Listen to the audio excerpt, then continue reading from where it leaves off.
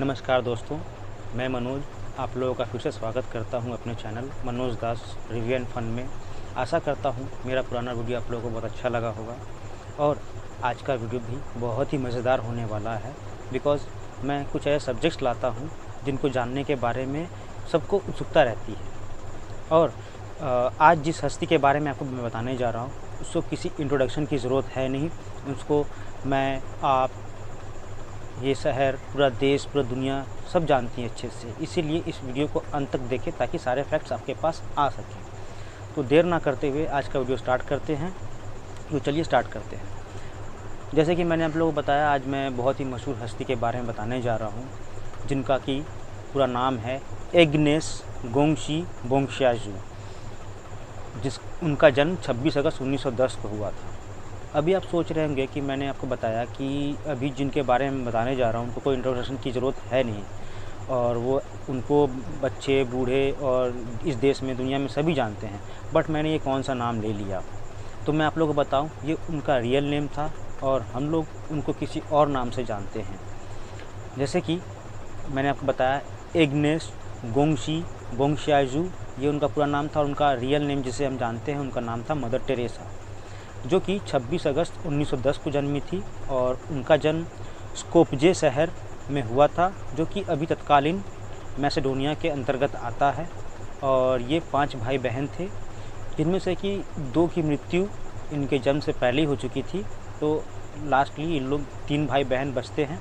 और इनके पिता का नाम था मिस्टर निकोला बोंगशियाजू और इनकी माता का नाम था मिसेस दाना बोंगशियाजू, मिसेस द्राना बोंगशियाजू। और ये लोग कैथलिक धर्म के थे, जो कि इनका धर्म ही कैथलिक था। तो ये बचपन से ही चर्च और भगवान से जुड़े हुए, चर्च से जाना आना, बाकी वगैरह काम करना। और इनके पिता छोटे मोटे व्यवसायी थे, किसी तरीके से इनका गुजर बसर चलता था। दुर्भाग्यवश 8 वर्ष की उम्र में, जब मदर टेरेसा का उम्र 8 वर्ष था, उनके पिताजी का देहांत हो जाता है। तो देहांत होने के बाद जो सारा परिवार का दारोमदार है, उनका भरण पोषण सब उनकी माँ के कंधों पे आ जाती है। तो उनकी माँ बच्चों को और खुद को, पूरे परिवार को संभालती हैं। और जो मदर टेरेसा थी, उनकी अपनी जो बड़ी बहन थी, उनके साथ दोस्ताना व्यवहार था। दोनों बहुत हंसमुख और बहुत ही मिलनसार थे। तो वो चर्च में जाके गाना गाती थी और चर्च से भी कुछ सहायता उनके परिवार को हो जाया करती थी। ये दोनों मेन सिंगर्स थी चर्च की। तो इस तरीके से इनका जीवन व्यतीत होता था। और आप बिलीव नहीं करोगे, 18 वर्ष की आयु में मदर टेरेसा और इनकी जो बड़ी बहन है, दोनों ने मिलके नन का वचन लिया और दोनों नन बन गई। और 1929 में ये भारत आ गई, क्योंकि इनका जो मन जो है वो और किसी काम में लगता नहीं था। सिर्फ गरीबों की सेवा करना, दुखियारों और सबके बारे में सोचना, क्योंकि इन्होंने उस जीवन को बहुत ही नज़दीक से देखा था अपने लाइफ में। तो 1929 में जब ये भारत आई तो पश्चिम बंगाल के दार्जिलिंग शहर में ये रहती थी और वहीं पे बच्चों को पढ़ाती थी। बच्चों को ट्यूशन्स दिया करती थी, उनको पढ़ाती थी, क्योंकि इनको इंग्लिश का अच्छा नॉलेज था। पर फिर भी बच्चों के साथ कम्युनिकेट करने में थोड़ी प्रॉब्लम होती थी, क्योंकि बच्चे ज़्यादातर बंगाली भाषी के होते थे। तो ये बंगाली भी सीखने लगी और सीखते सीखते ये अच्छी बंगला सीख गई। और 24 मई 1931 में इन्होंने अपना जो नाम है एग्नेस गोंगशी बोंगशियाजू से बदलकर टेरेसा रख लिया। तो जैसा कि इनका जो नेचर था, ये बहुत इनका जो हृदय था, निर्मल हृदय था।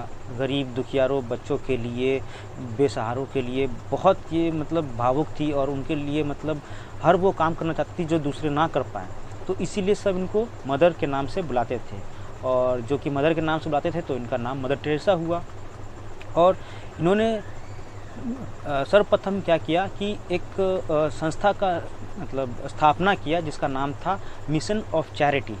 जब शुरुआत में ये संस्था लाई गई, इनके द्वारा स्थापना की गई, उसमें 4500 नन थे, जिनका कि सिर्फ एक ही मोटो था, एक ही मकसद था, गरीबों, दुखियारों और बाकी जिनका कोई ना हो उनका सेवा करना, उनके लिए वो सब कुछ कर पाएँ जो कि दुनिया में कोई और नहीं कर पाते हैं।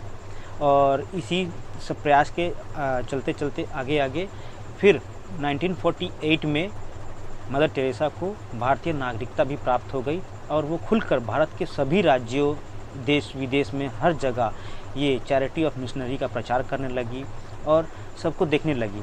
आप और मैं उस चीज़ को इमेजिन नहीं कर सकते, बोल नहीं सकते, समझ नहीं सकते। मैं आपको समझा नहीं पा रहा हूँ, तो मैं आपको बताना चाहूँगा। जैसे कि HIV और कुष्ठ रोग 1950 के दशक में हमारे भारत में बहुत तेज़ी से फैल रहा था और वो लाइलाज था उस वक्त। तो जो HIV पेशेंट होते थे या फिर कुष्ठ रोगी होते थे, उनको हम आप और बाकी जो लोग हैं वो क्या करते थे, उनसे मिलना तो दूर, उनको छूना तो दूर, उनके पास जाते नहीं थे। तो ऐसे लोगों को जीने की इच्छा नहीं होती थी। तो ऐसे लोगों का दर्द समझा मदर टेरेसा ने।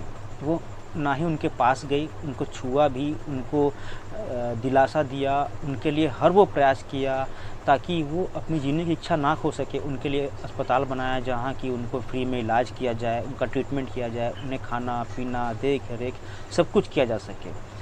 तो पहला कदम उन्होंने ऐसे उठाया। उसके बाद जो गरीब दुखियारे बच्चे और बूढ़ों के लिए उन्होंने ओल्ड एज होम बनाया। गरीबों के लिए जैसे कि उनको रहने के लिए धर्मशाला का स्थापना किया।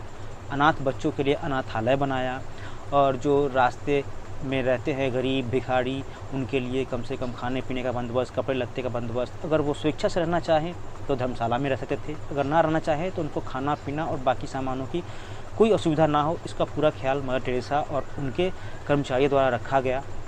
उसके बाद कुछ स्कूल बनाए गए जो कि बच्चे सक्षम नहीं थे शिक्षा लेने में, उनको वो शिक्षा प्रदान किया सके, मुफ्त में किताबें मुफ्त में दी जा सके। कुछ हॉस्पिटल ऐसे बनाए गए जहाँ पे कि गरीब दुखियारों का इलाज हो सके। इस तरीके से मदर टेरेसा बहुत ऐसे काम करते गई जिनके बारे में मैं उतना बता नहीं पा रहा हूँ आप लोगों को। लेकिन मानिए कि जिनका कोई ना हो, बस उनका सिर्फ़ और सिर्फ एक मदर टेरेसा हुआ करती थी। लोगों को लगता था मदर का एक दर्शन मिल जाए मदर टेरेसा का, या फिर वो किसी को छू दे तो उनका सारा दुख दूर हो जाया करता था। इसी तरीके से उनकी ज़िंदगी चली जा रही थी और उनकी ख्याति विश्व में बढ़ती ही जा रही थी। इसी दौरान 1962 में रोमन पीस प्राइज़, रोमन का शांति पुरस्कार उन्हें दिया गया और 1962 में उन्हें पद्मश्री पुरस्कार से भी नवाजा गया। और इनकी जो ख्याति है दिन पर दिन बढ़ती ही जा रही थी। 1971 में इन्हें पोप जॉन 23वें ने शांति पुरस्कार से सम्मानित किया गया।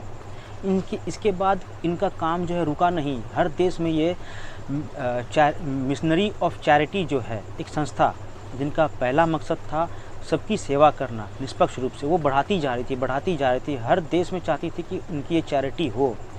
इसी सब चीज़ों के चलते 1979 में उन्हें दुनिया का सबसे बड़ा पीस प्राइज़ मिला, जिसे हम कहते हैं नोबेल पीस प्राइज़। नोबेल शांति पुरस्कार से उन्हें सम्मानित किया गया। और भारत ने भी 1980 में उन्हें भारत रत्न से सम्मानित किया, जो कि बहुत गर्व की बात है हम भारतवासियों के लिए भी कि मदर टेरेसा हमारे बीच रहीं और ऐसा उनको पुरस्कार मिला और वो ऐसे काम किया करती थी। और भी बहुत सारे काम उनके चल ही रहे थे। इसी दौरान 1983 में जब उनकी आयु 73 वर्ष की थी, उन्हें पहला दिल का दौरा पड़ा, हार्ट अटैक आया। और ऊपर वाले की दुआ से, आशीष से वो धीरे धीरे बहुत जल्दी रिकवर भी कर गई और फिर से अपने अच्छे कर्मों में लग गई और गरीब दुखियारों की मदद करने लगी। और तब तक उन्होंने जो मिशनरी ऑफ चैरिटी थी, इसको 123 देशों में फैला दिया। 123 देशों में ये मिशनरी ऑफ चैरिटी संस्था थी, जो कि गरीब दुखियारे और असहाय लोगों की मदद किया करते थे। जिनका कोई नहीं, उनका वो थी। यहाँ तक कि बूढ़े भी उन्हीं को मदर कहते थे। और 1999 में दोस्तों दुर्भाग्यवश उनको दिल का दूसरा दौरा पड़ा, जो कि इस दौरे के बाद उनकी जो हृदय है, दिल है, उसमें ज़्यादा क्षतिग्रस्त हो गया। तो डॉक्टरों का कहना था कि इनको पेसमेकर लगाया जाए। तो डॉक्टरों के कहने पर उनको पेसमेकर लगाया गया। ये अपना जीवन किसी तरीके से व्यतीत कर रही थी और उसी दौरान इन्होंने जो मिशनरी ऑफ चैरिटी की प्रधान थी उस पद को भी छोड़ दिया, क्योंकि इनकी स्वास्थ्य जो है दिन पर दिन बिगड़ती जा रही थी। और 5 सितंबर 1997 को मदर टेरेसा हम सबको अकेला छोड़कर इस दुनिया को अलविदा कह के भगवान के घर चली गई, और वो भी हार्ट अटैक की वजह से। तो हम ये मानते हैं कि हमें सबसे बड़ा नुकसान हुआ, पर उन्होंने जो कर्म और जो चीज़, जो भावना इस देश में, दुनिया में हर जगह फैलाया, वो आज भी चली जा रही है।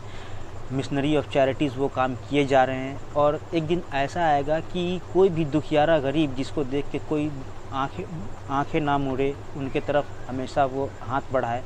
हम यही उम्मीद करेंगे, यही आशा करेंगे। और मदर टेरेसा को अभी हम तो क्या, जुगों जुगांतर तक सब याद रखेंगे। उनके मतलब ये कर्मों को हम कभी नहीं भूलेंगे। और मैं उम्मीद करता हूँ मेरा ये वीडियो आप लोगों को आज का अच्छा लगा होगा। मेरी जो स्पीच है वो आपको अच्छी लगी होगी।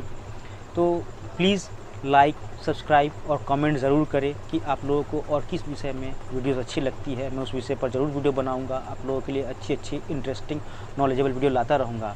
और मेरे कुछ दोस्त हैं जो यूट्यूब पे हैं, फेसबुक में हैं, इंस्टा में हैं, मैं उन लोगों से भी अनुरोध करूँगा, मेरा ये वीडियो का लिंक उन तक जाएगा। अगर उन्हें लगता है कि मेरी मेहनत अच्छी है और कुछ मैं अच्छी वीडियोस बनाता हूँ उन लोगों के लिए, कुछ इससे उनको मिलती है शिक्षा और उनको एंटरटेनमेंट मिलती है, तो कृपया लाइक, सब्सक्राइब ज़रूर करें, शेयर करें, ताकि ज़्यादा से ज़्यादा लोग इस वीडियो को सब्सक्राइब करें, मेरे चैनल को सब्सक्राइब करें, और मैं और भी ज़्यादा मेहनत करके अच्छे से अच्छा वीडियो आप लोगों के लिए लाता रहूँ। तब तक के लिए धन्यवाद, नमस्कार, जय हिंद।